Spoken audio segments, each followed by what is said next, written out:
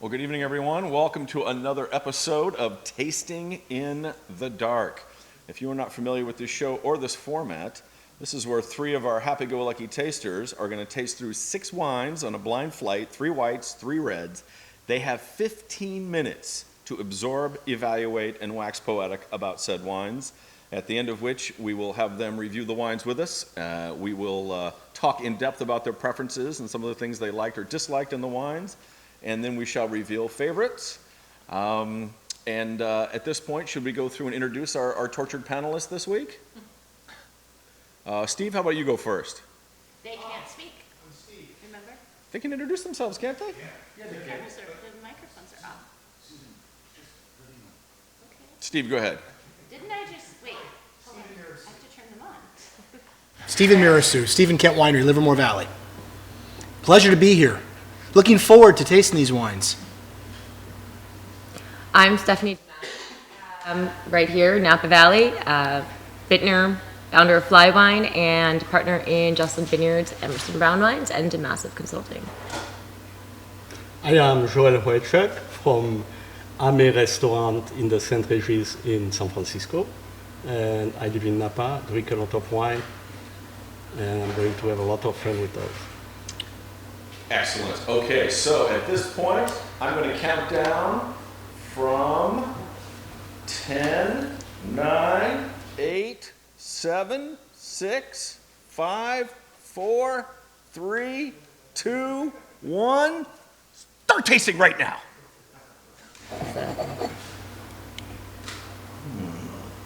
They were all even out of the gates. Did you notice that? I don't see anybody sticking their nose in the wind quite yet. So Taking this very seriously. the first one's always the serious one. After that, you'll see by the wine 6, the wheels come off. You know, but really, the first one, you're a little nervous. You know?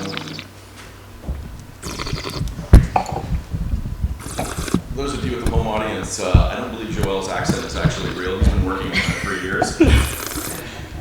Is the mustache real? Oh.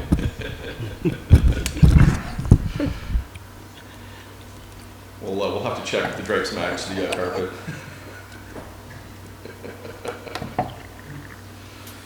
Alright, nice so far. Steve looks like he's been to Cabo before. He's treating those like shots of tequila at Senior Frogs down there, man. I like that. I like that.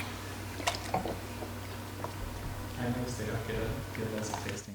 You know, yeah. Apparently, our opinion doesn't matter. You know. Well, you already know what the you've already know you've got taste. You know. Or a spit bucket. Now, have you ever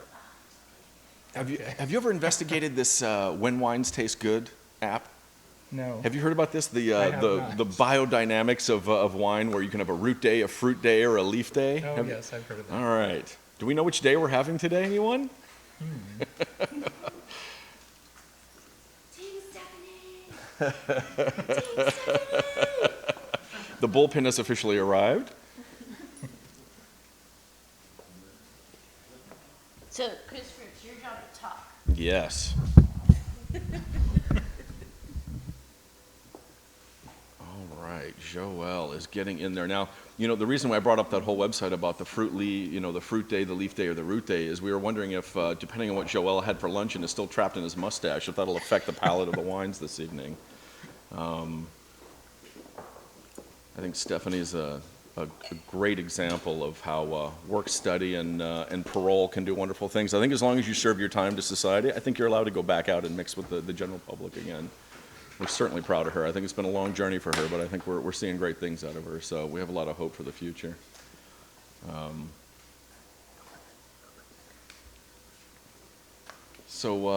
Steve, while these guys are tasting the wine, maybe now's a good time, without obviously talking about the wines that they're tasting, how did you come to be here tonight?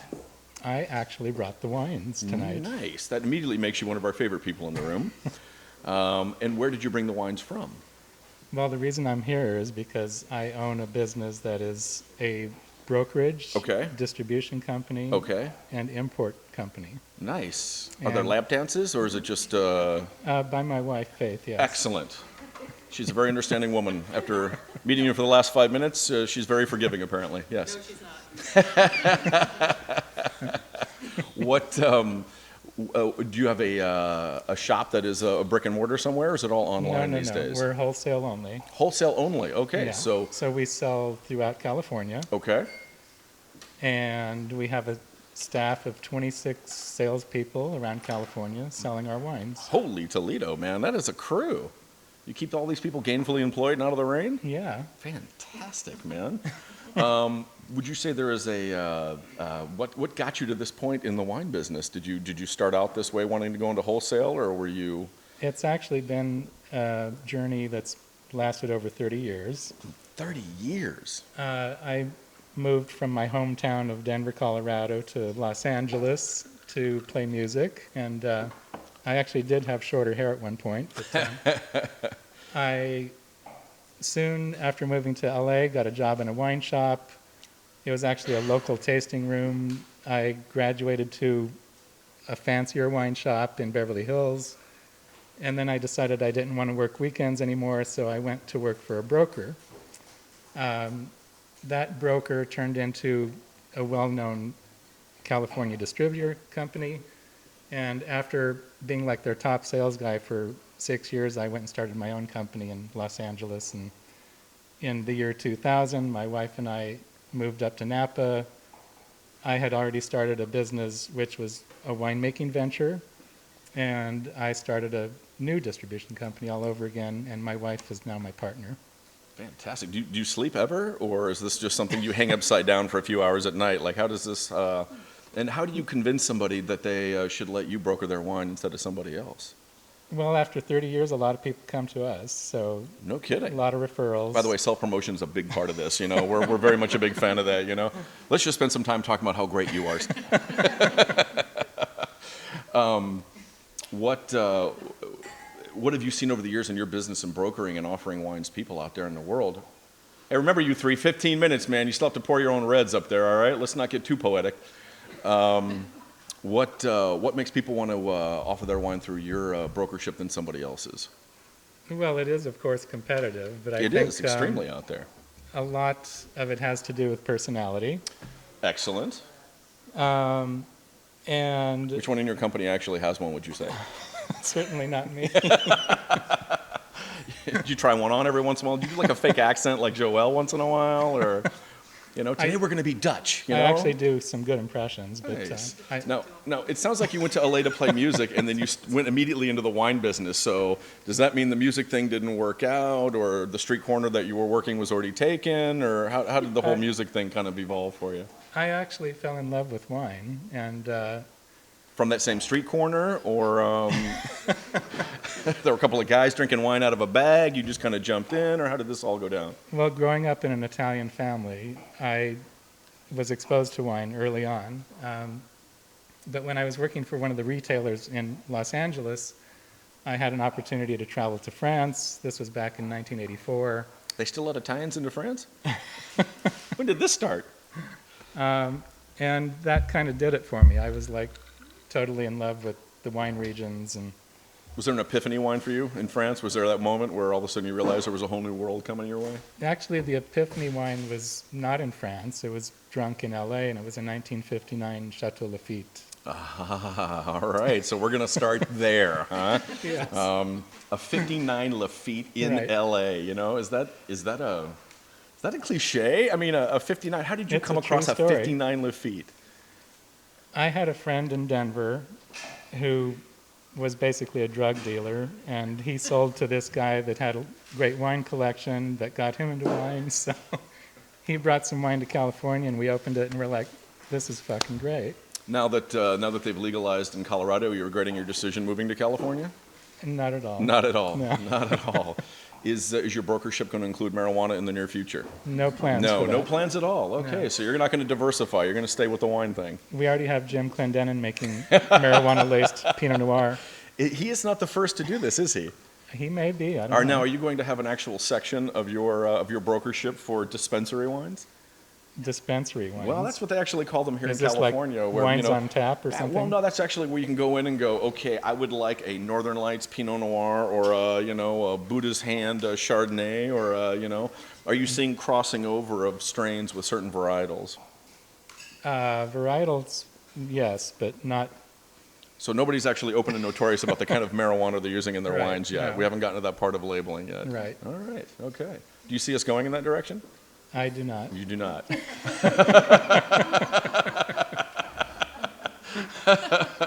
All right. Now, come on. A 59 Lafite is not something that happens every day, no matter what the nefarious background of these people. I mean, so Bordeaux was your first experience? That was the one that went, wow, this is different than the other wines out there. Well, this was after, of course, I tasted. We're a doing the bunch drugs that were going on before the wine was. No, it's okay. No. Bordeaux was definitely my first love. After the 59, where do you go from there? I mean, how do you top that? What's your next experience from 59? I mean, because they're not all. It's kind of a hit and miss game in Bordeaux. So There were a bunch of, 71. I did have luck to, taste several Lafittes and also Margaux, Mouton, all the first growths. And then at my wedding, of course, we drank a magnum of 76 Mouton, and that's our anniversary wine now. So fantastic. Man. How long have you been married? To each other, I mean. Since '01, so that is 14 years. In a row. Yes. Fantastic. And what's your wife's favorite wine? I don't think we have favorites. We just like to drink good wine. Very, very diplomatic answer, my friend. Let's see, where are we going with this? You're working in brokership. You've seen wines come and go. You've seen the horrific business model that wineries go through to get their product out there to the world. So, did you launch your own label at some point? I certainly did. In What fact, on earth were you thinking, man? Or does this go back to the whole drug Bordeaux thing? Is that when the idea occurred to you? It seemed like the natural progression to me. Because you thought you could do better than anybody that was offering you wine, or it's just different? No, I wanted to do something different, though. Okay. And I came up with this idea to do a kind of a super Tuscan Ribera del Duero blend. Say all that again? A super Tuscan Ribera del Duero blend. Right. So Spain and Italy. So again, skipping over France. Yeah. Well, and Cabernet. And 'Cause Cabernet. Don't Okay. forget we're here in Napa Valley. Okay. So you're making stew. Just everybody's invited So- into the hot tub, man. Like you'll just blend it all together in one big pot and just go crazy. So way before The Prisoner ever happened, I was, blending Cabernet, Sangiovese, and Tempranillo. Okay. And Just because that was what was left out there to buy in California, or did you actually seek out those I varietals? actually wanted to do something totally different. Did you shock the first farmer when you walked up to him and said, I want to buy Tempranillo? And he was like, come on, nobody actually wants to buy this in California. I actually had to go to Spain in 1998 and get cuttings back here and have them planted so that I would have a source of Tempranillo. Did you suitcase them, or did you go through a nursery? Don't lie. Every night in the hotels would soak them in a cold bath. The next morning, wrap them in wet newspaper in a garbage bag, and then I carried them from Spain. 1 minute. 1 minute. Were you clothed during this whole experience? I carried them from Spain to Germany, and a German winemaker I was affiliated Strapped with. to your legs like black Mailed- hash coming out of Afghanistan? Like, this sounds like a very nefarious story, man. He actually mailed them back, Really? and they returned to California before I did. He labeled them as umbrellas in case they were x-rayed. And then with the help of John Alban and the Central Coast, Sure, throw John under the bus. Way to go. he helped us propagate them. We brought them up here and they were planted. And Explain the word propagation to anybody that doesn't have a thesaurus quickly at their arm's reach here. well, for any type of fruit plant, you can expand the number of them by grafting buds of the branches onto roots. Gotcha. Is a plant infinitely replicatable, or is there a point when it gets exhausted and you have to start with fresh material? It's infinitely replicatable. Never loses its character, never loses its sort of genetic heritage. You Right. can just splice it for forever. Forever, yeah. No kidding, man. That is fantastic. Who did you go to specifically for your Tempranillo? To plant it? I mean, was there a specific Oh. winery that you tasted and went, wow, I Yes. got to have some of That's that? actually an important point. Yeah. Not to throw them under the bus too, but as long as you're doing it, let's just get everybody involved, He's you know? considered like the godfather of Tempranillo in Spain, Wow. Alejandro Fernandez of Tinto Pesquera. Okay. So I was visiting him in March. They had Is he the one that puts that fishnet stocking over his bottle? No. That's Okay. Rioja. 5, 4, 3, 2, 1. And all right, your tasting is officially over. Push the glasses away, pens up, paper away. Thank you very much. Thank you very much. I'll be right back. Where'd you get your Sangiovese from? At first, it was a little site that Turnbull owned next to Dalla Valle. Okay. And then after Are they that, still claiming that Beyonce song? I don't know. Okay. But after I think that, anybody's just take impression. American? this was 17 years ago, I think so, some of you them know, are it's been a like little while. Okay. or something. I also went to That John last one, do you think was Caldwell, who had a Caldwell? Brunello de Montecchino film here in Queensville, so.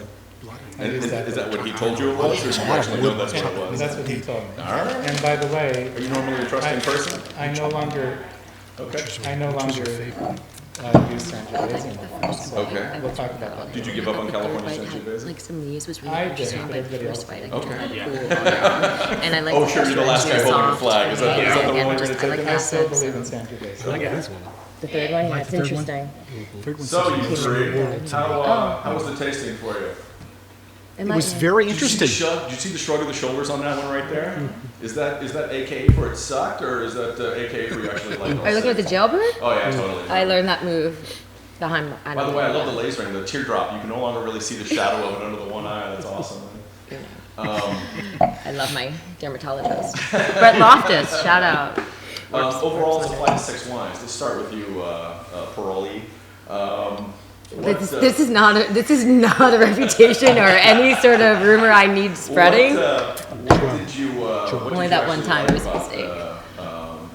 Let's talk about your white flight first. There was, I think there was this huge synergy among the flight. I thought they were really an organic kind of style of wines. There was not much flash. One wine showed a little bit of lees. I think they were really very vineyard expressionist. Go back to that last part. A little lees. Little lees, like it maybe showed. I mean, it could have been some oak, but it felt like there was some development, but characteristic of the grape, maybe not manufactured. Okay. I thought all the wines were really organic. Like they really kind of just stood for where they were, like a place, as opposed to winemaker wines. What do you mean by tasted organic? Is that synonymous with lighter in body than? Maybe there was a great acid component. I think that was fine with all of them, but I just mean like they don't feel too manufactured. That Okay. they feel pretty true to where they were, how they were grown, and what they were supposed to be. Nice. Varietally correct, huh? I don't know about that. We'll see when you yeah, take we'll the see when we bag take the off. bags off. Joel, how about you? As a collection of wine, the whites and reds, what did you kind of a broad brushstroke on all 6? Well, the white was really interesting. No. Is interesting your word for 18. actually saying you don't really like them, or what was that actually? No, I actually enjoyed it. I enjoyed it very much. I thought it was pretty food for words. The first one on the left here was a little light body. It's been great to drink, with Is breakfast. that light booty or light body? Light body. Thank you. Yeah. Excellent distinction. Yeah. Perfect for breakfast. But pleasant, really Yeah. pleasant, something you can drink all day. When the second one in the middle was slightly spicy, and that's a very interesting structure. When you use the word spicy, is there a specific spice in I mind mean, that you have, or just a general? No, when I say spicy, I do not, actually it's not spicy, but more looking for my word there. I've been looking for my word for Use it in 14 French. minutes. It's okay. The people, they'll Yeah. figure it out. But, I get back to it, Excellent. Not a fruit component to the wine. Something yes, non-fruit. more like aromatics. apricot, but Hey, like Steve, one of us is doing an interview. Back off, buddy. like Sorry. And Chardonnay, the wine on the right, the third one, was, I think, a banquet, Yeah. It was a typical flavor for this kind of wine. Yeah. Uh, What was it? A kind of what? For this kind of wine, the white, the third wine. A You banker. were guessing it was a kind of what? A banker fact, Oh, banker factor. Thank you. Yes, Yeah. an obvious note in the wine that tells you what varietal it is. Typical, varietally correct, as you say, Oh, there you go. and was pretty yummy, actually. All right. How about you? Let's give Steve a chance to wax poetic. He's been really jonesing down there, so I made him go last, man. I think that oftentimes for me, I think for a lot of people, the word interesting has a negative connotation when it really should have a positive connotation. You know, what I'm focused on making Bordeaux varietals from Livermore, so I'm immersed in the flavors and aromas of those wines. The self-promotion thing we talked about. Please continue. It's always a beautiful thing to taste wines that are different than the wines that you make. Yes. And these wines, with the exception of the third white, which I think was the most recognizable to me aromatically, and What was it? Cabernet. No, I'm The sorry. Fred White? Yeah. Anybody that wants to taste Steve's Cabernet, this should be fascinating Yes, later when it shows up as a white it's, wine. color You're on a roll, challenge. baby. Color challenged. Yes. And the reds were really interesting flight of wines. I think that my description of them and my own internal kind of looking at them and thinking about them is consistent with what I think the varietals are, but I'm probably way off the board. Steve, are you able to taste wine with two different brains? Is there a pleasure brain and an analytical brain where you think you can improve every wine you've ever tasted, So- and then there's ones where you can just simply turn that switch off and just Great enjoy question. We were talking about that in our tasting lab this morning at the winery. It gets more and more difficult the longer I'm making wine to turn it off. I don't necessarily think about how I would improve someone else's wine, but more about spending too much time on defining for me balance, that person's philosophy regarding wood usage or acid and those sorts of things, as opposed to the more emotional connection that we're hoping to make with customers of our wines.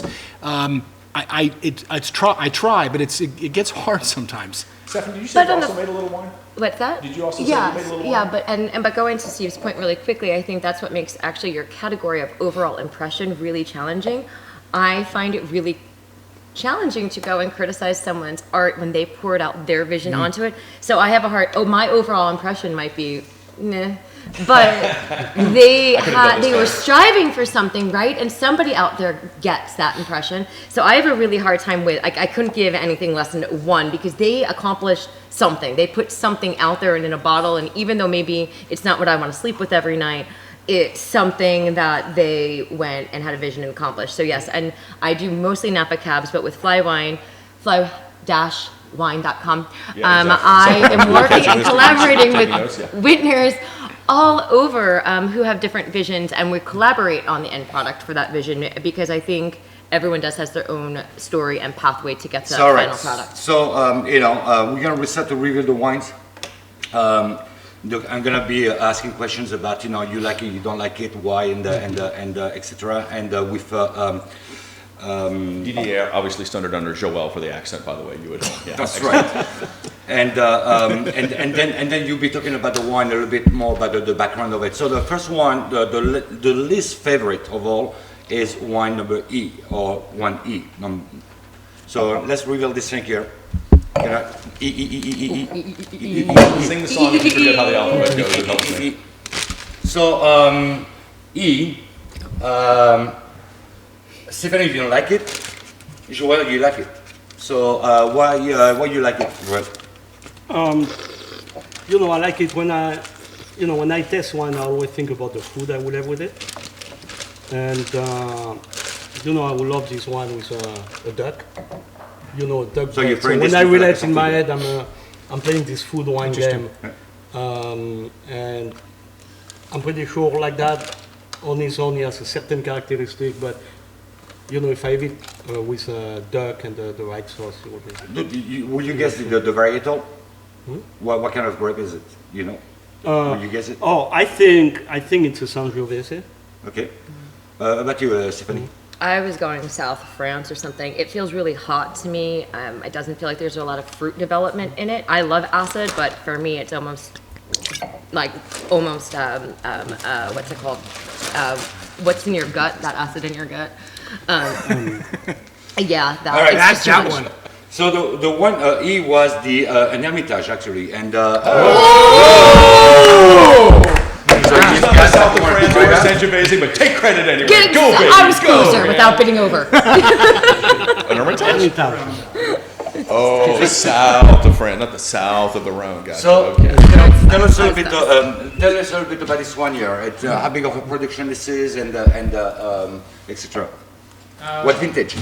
This is a 2011 Hermitage from the Fayol family, and it's the first time that they've ever been imported to the U.S., and we are the importers. I find that it has a lot of classic characteristics. It has kind of that almost kind of bacon fat, like Syrah character from the Northern Rhone. I am quite fond of this wine. The size of their holdings is 36 hectares, which is, it translates to 2.2 acres per hectare, so it's like about 68 or so acres. What's the price point on that, on retail? This is a $62 retail bottle of wine. Okay. All right, so next we're going to be revealing A. Wine A. Steve's not getting And wine A, Steven, you love it. Joel, you don't like it. So you love it, why? Is 17 a love it? The what? Is 17 a love? Yeah. That's Well, that's a love. That's the price of love these days. That 17. sounds like it. You know, I did like this wine. I thought that that the white flight, the first two whites had a purity of fruit and an acid balance that I liked a lot. There was interesting for me body to this wine, viscosity in the mouth of this wine. There was an aromatic signature that reminds me of a particular variety when it's grown in Livermore. What do you guess it is? I put down Semillon. Okay. But you know, God, who knows? But it reminds me of that kind of grape, the special we get. But you don't like it, why? No, to me personally, not enough acidity and very short finish. What variety do you think it is? I will go to Sauvignon Blanc. So you know. A is Something. Perla de Garda Lugana Diossi. Perla. Did that actually What answer is the that? question? I'm sorry. Oh, The only one that says it looks like Colt 45, actually. I'm gonna It's try that. delicious. But it's on the back here, like so people can grab the bottle and try it. So Steve, what's the actual varietal in that? So what is So it? this is, Perla del Garda is another family-owned estate at the south end of Lake Garda, the Lake District of northern Italy, the Lombardia area. Magic ton of salo. The grape varietal is Trebbiano di Lugana, so it's Trebbiano. it's their own selection and it's Trebbiano. grown in limestone, stony soils at the south end of the lake there. Which Is it is not too Frizzante? far from George Clooney's house, although he's Wow. like home. Trebbiano. Dirty right now. Put this on the side here so people can. That's interesting. All right. So next one we're gonna go with is wine B.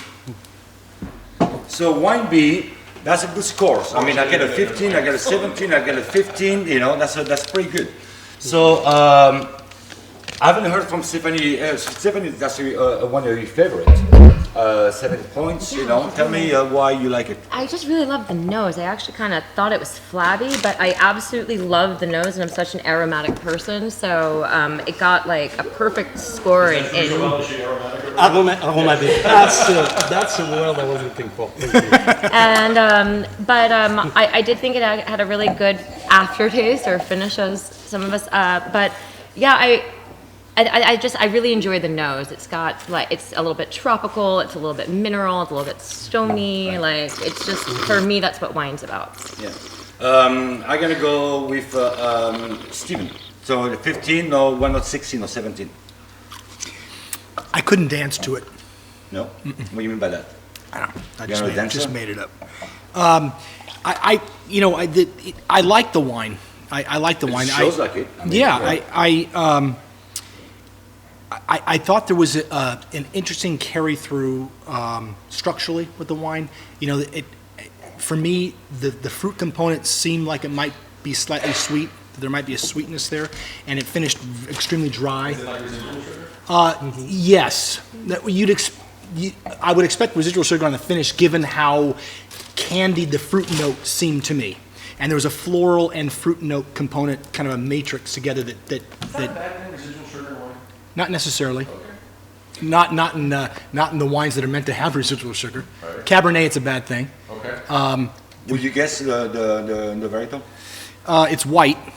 That's a good start. It's like it's white. It's like Education and it seems like master somebody is. I said Viognier. Viognier, okay. How about you? I'm in Alsatian category somewhere. Like there's like some dry Gewürz in there with some Pinot Gris, maybe some Riesling, like a 5-star or something. Yes, first I was going, I was thinking about Gewürz and things, aromatic word, that's why I wanted to say. But, I get this aromatic and everything. I really enjoy the wine. And I will go to Albarino. Joel, you nailed it! Oh, no way! Say the words, you two. El Say Dorado. Man, I tasted this I'm yesterday. terrible at this game. That's the word. Nailed it. Well done. Well done, Joel. So, We have to believe the next two things he says, right? well, no, I got everything.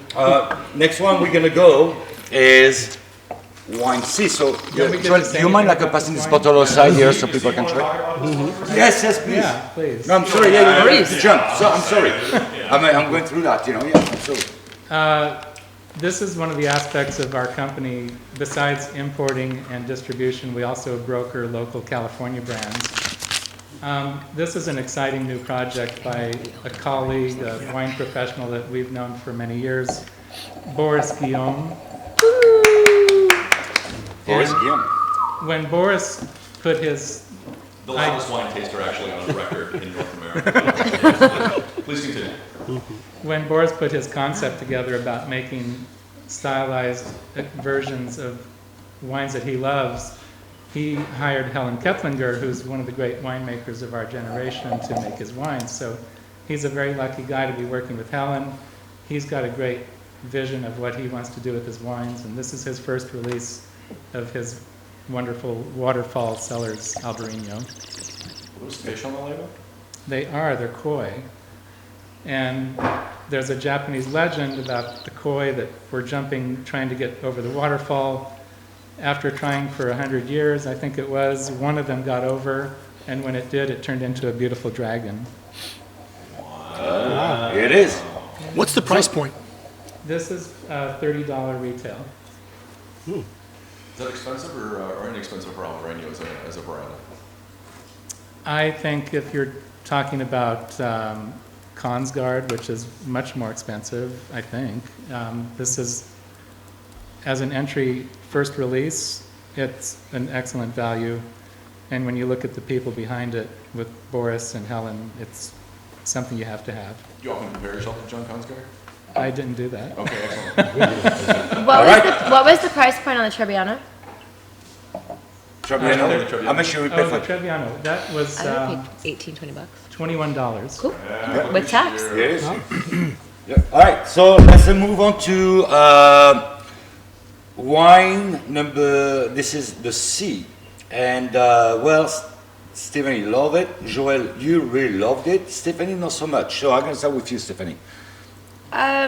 I really got turned off. Again, going back to like I'm such a nose freak. The nose was just way too yeasty when I first got to it. It's really opening up differently now. I think texturally it was really pleasing. It had a great finish. I gave it a 2 maximum for overall impression. I think for me it was just that nose when we probably had it really cold and it was just really bready. I also wouldn't drink this kind of wine on a day-to-day basis. This is more of a special occasion wine for me maybe. But overall it's pretty interesting. Like I'm enjoying smelling it a lot more now. Joel, you loved it? Yes, I like the body of this wine. It's really bodacious. The acidity and everything, and see, is well balanced. It's a powerhouse. It's a big white. I like the yeastiness. Is Brettanomyces a flaw in wine, or is it embraced?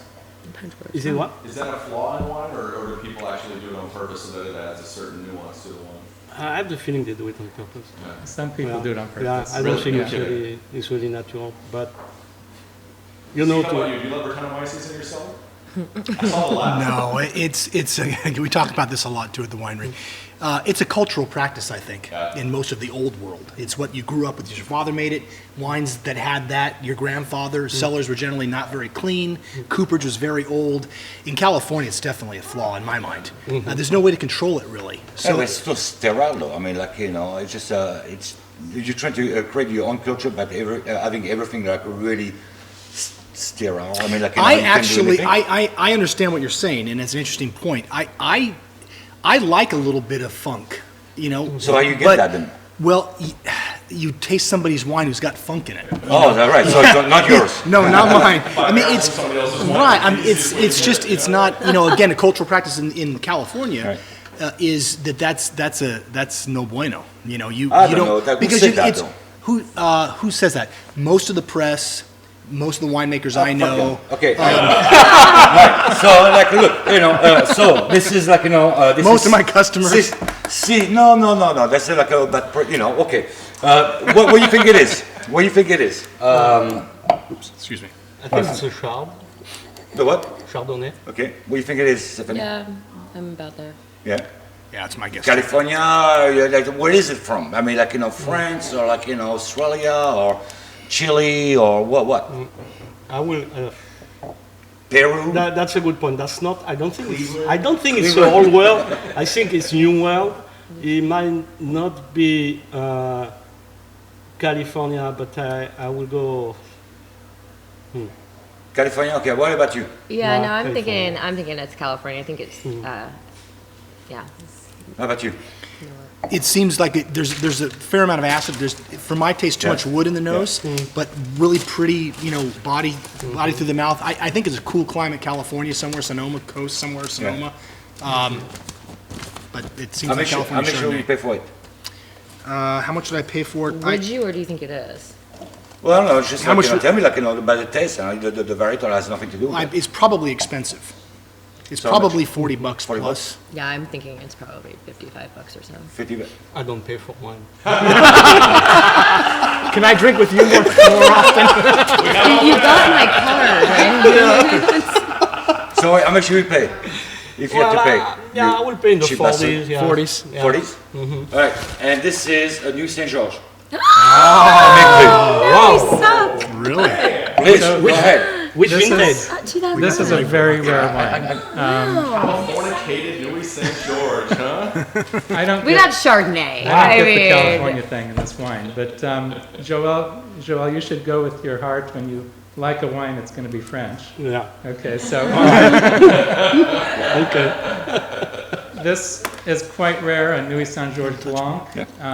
It's from a producer called Domaine Dublair. Interesting story. This is a domain, one of the few in Burgundy that's owned by an American. He was a political journalist and actually a White House news correspondent that California. loved Burgundy. He went and made wine with Patrice Rion and Jean-Marc Pilot. Was able to buy a little piece of property in Savigny-les-Bains, and now he's able to buy grapes from incredible vineyards. This is quite rare, and it's $93 a bottle retail. You know, I can get you to the rodeo for $14 if you want to smell Brettanomyces. You don't have to go $98 to get there, man. Yeah. I wouldn't certainly say. All right. So next one we're gonna I don't go think I've ever with. had a white Nuit Saint George. I don't think I've had one. Next one we're gonna go with F. Can I have F, please? F. Okay, F. Joel, you know you loved it. Almost I love 20. That was a 19 Does point. everybody get a trophy in your league, Joel? Stephanie, that was the opposite. I mean, you know, that was your lowest rank. No, not No. the second lowest ranking. So all right. So Joel, you love it. Why? Why? Because it was so complex, I had a hard time figuring it out. But you know, I like the, you know, the body. I like the finish on this wine. Again, a wine that I will enjoy with a grilled, you know, cowboy cut. You guess the varietal, the blending, or the and give me the vintage too. Me as well. It's like in the Coluche movie, right? Okay, no, I want to go to Tempranillo, and you know, I will. Tempranillo. Tempranillo. Excellent. I will go with Tempranillo, and I would say 2012 vintage, maybe. All right. How much you pay for it? How much? How much I pay for it? I pay $60 for that. 60? Okay. How about you? Well, I'm going to go with Stephanie, yeah. There's just a pruny kind of quality to this wine that I didn't care for. I still think great bright acidity. I just flavor profile wise, it's not the style of wine I typically drink. I'm thinking Italy. I am thinking Italy. Not definitely out of northern Italy, maybe more towards central, even Sicily. I don't know, but I felt there was something we had maybe thought about maybe some carbonic or something going on. I don't know, maybe I don't feel the same way now, but there's just something in the aromatics and the prune thing, that Coca-Cola thing that it's not what I drink normally. What vintage? I'm gonna say 2010, maybe a Gottenar or something, probably at $45. I And don't know. $45, okay. How about you, Steven? I like the wine a lot more now than I did when I first tasted it. There's really neat structure to the wine, a lot of tannin in the wine. There's some interesting dried fruit notes that short of prune, but dried fruit that's really interesting to me. I'm going to say Old World. I don't drink enough Old World wines to Italian would maybe seem appropriate to me. But I think a relatively young wine that will age well. And I'm Like, like 2010, 2011, 12? 2000, well, I mean, Nine. there are probably wines in the marketplace, so I'm going to say 2010, 11, somewhere in that neighborhood. How much you pay for it? How much should I pay for it? I would pay 45 to 60 for it, I guess, somewhere in that neighborhood. Wouldn't surprise me if it were more expensive than that, but Paris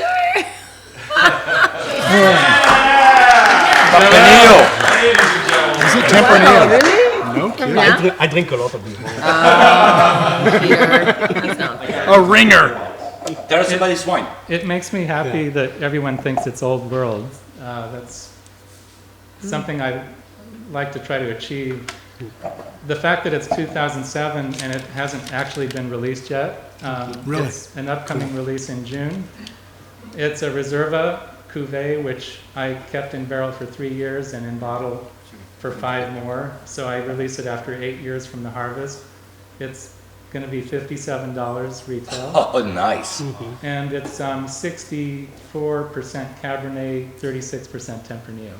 Nice, really pretty wine. Very cool. Why hold on to it so long? Well Is that done. your own personal preference? I like to push the envelope of what's considered a reserve wine. But when you release it, you think it should go bottle to table in terms of Right. release it, because it's not, instead of holding up the Right. other retailers or restaurants to age it for you, like, Exactly. I don't Okay. understand why more winemakers don't do that. And it's called cash flow, Steve. Yeah. well, I guess that's why you have a distribution company on the side.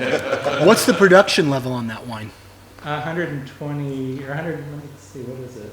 117 cases. Nice. That's really cool. And the last one we're going to be revealing is wine, the winner of the competition. It has a very tight. I was like 18, 17, 18. That's great. So you guys are all agree on this one here. What was so special? I'm going to start with you, Steven.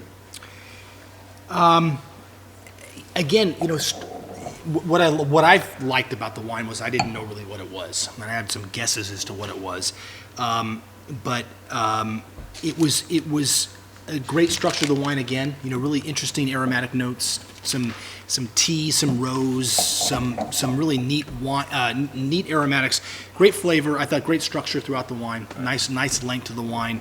I thought it was a delicious wine. You guessing the grape? Not yet. Okay. Wait till Stephanie? Joel tells me. Yeah. I'll agree with him. He probably is tasting it. He tasted on Tuesday. You're like your highest rating with. Yeah, this is beauty, my okay. this is my wheelhouse. It's soft. It's pretty. It's that tea, those great aromatics, a little cedar, and like just that perfect amount of fruit and acid and easy drinking. Clearly, my vote has been all night for the wines that are a little bit more easy drinking. And I'm like, for whatever reason, I drink a lot of Italian wine at home. This wine feels really familiar, and I'm saying something in Italy for that reason. Maybe more like a Barbera or something like that. Okay, and Joel? Yeah, that's really interesting what you say, because when I tried, I like the wine a lot. I would have that with some nice quail, and a little slab of foie gras with it.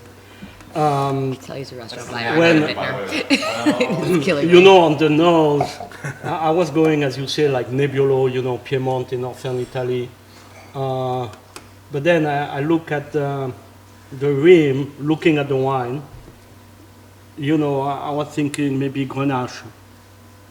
So I went with the Grenache. But you might be right with the Barbera. But I went with the Grenache.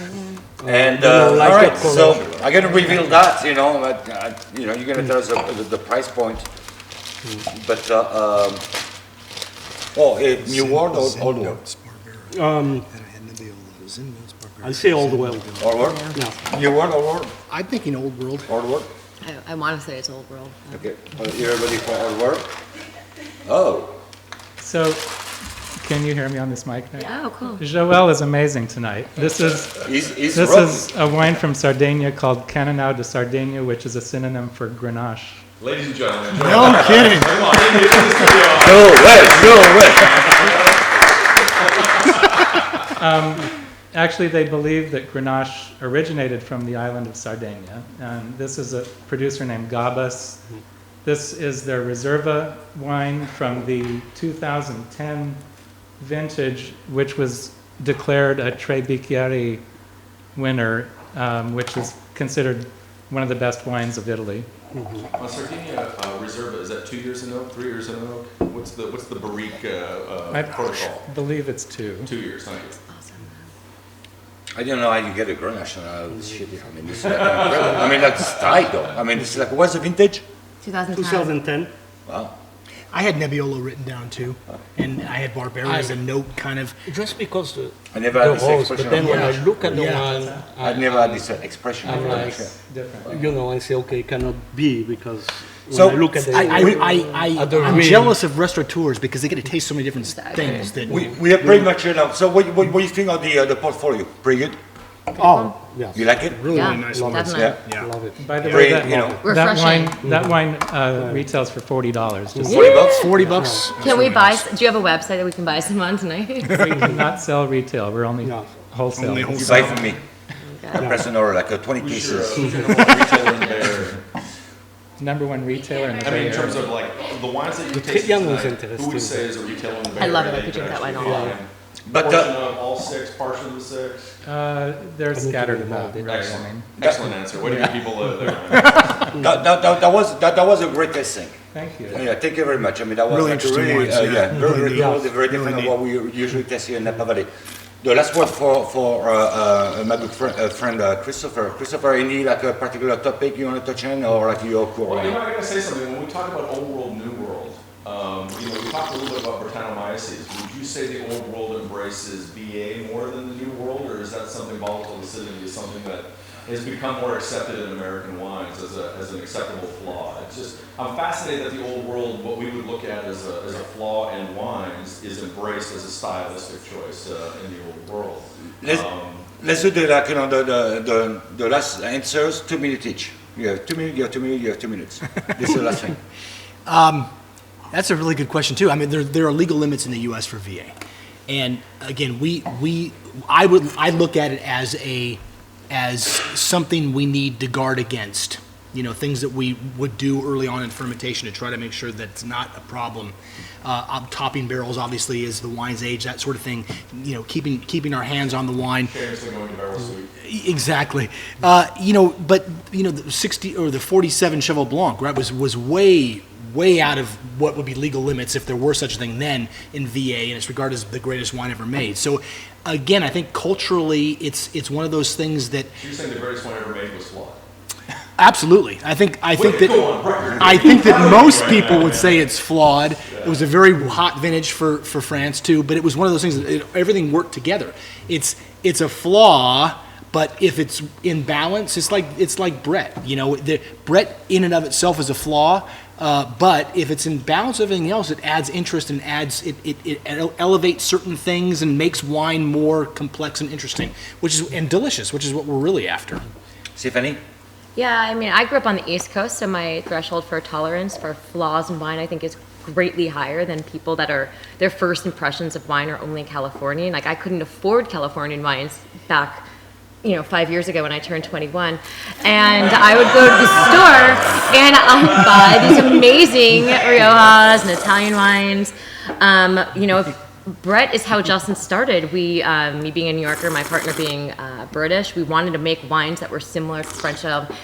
The public made us change our styles of wine. That being said, I have 4 barrels of 2010 that had Brett, and they are stored at our custom crush facility. If you're interested in coming by and tasting them for a $50 fee, I'm more than happy to give you that experience, because we can't bottle it. But look at fashion, look at art, look at the Mona Lisa, look at different socioeconomic cultures and what they think of as beautiful. Here in the United States, we have crafted these ultra pure, rich, ripe, acid-free, fruit-forward, maybe alcohol bombs, because of what we were raised as Coca-Cola kids with our palates. And so, but that being said, like I said, when I go home at night, what do I want to drink? I want to drink some dirty Italian wine or probably some funky Pinot, and on good occasions, some great Bordeaux. All right, well, let him have it. Yeah, no, I totally agree with the rest of the panel, you know, that, and it's a question of culture. I mean, if you look at the vin jaune du Jura, you know, the oxidation, and which is in the wine, and that's part of the wine, that's part of what it is, and that's what makes the wine special as well. So what some people call a flow can be appreciated by some other palate. And thank you very much, Steve. You're the dig? Did you catch that? Yeah, okay. For the lineup tonight. You got me on the Trebbiano. I need to drink more of that. We need to, and you don't see a lot of Trebbiano, I think, you know, even around the valley or in the restaurant as, you know, single varietal like that. So that was a very interesting one. You just open your account in San Francisco. Big buyer. No, I mean, Trebbiano with Japanese food, definitely, yes. You know, with the sashimi. Yeah, I can see that. Yeah, delicious. All right, Christopher, do the closing. Steve, thank you very much. I think you did really well tonight. How did you feel about the way the wine showed? Here's a question for you, Steve. Temperature. How do you actually get each one of these wines to show at the right temperature? Is that a major factor in how people enjoy this wine? Well, it's certainly a factor, and I talk to my staff a lot about how to present wines and how you have to have a cool... When you say your staff, you mean the people that work for you, correct? That's right. Yes, please continue. Ba-dum-bum.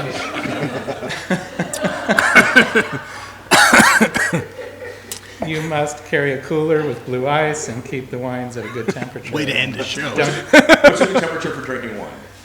Whites and reds, same temperature, or is there a different temperature for both? Yeah, I think cellar temperature for reds and cooler for What does cellar whites, temperature mean to the rest of people in the world? 55 degrees, So you drink your reds at 55 degrees. if possible. Outstanding. How about your whites? Cooler, and then champagne even colder. Okay, outstanding. What's the future say for you as we close this entire experience up? How do people attach themselves to what you're doing and to go find your wines out in the world? What's the best path to find these wines out there? Well, Is there a website they can go for yours that will track them to where to find the wines? no, I No. think Okay, awesome. we're very into He works for...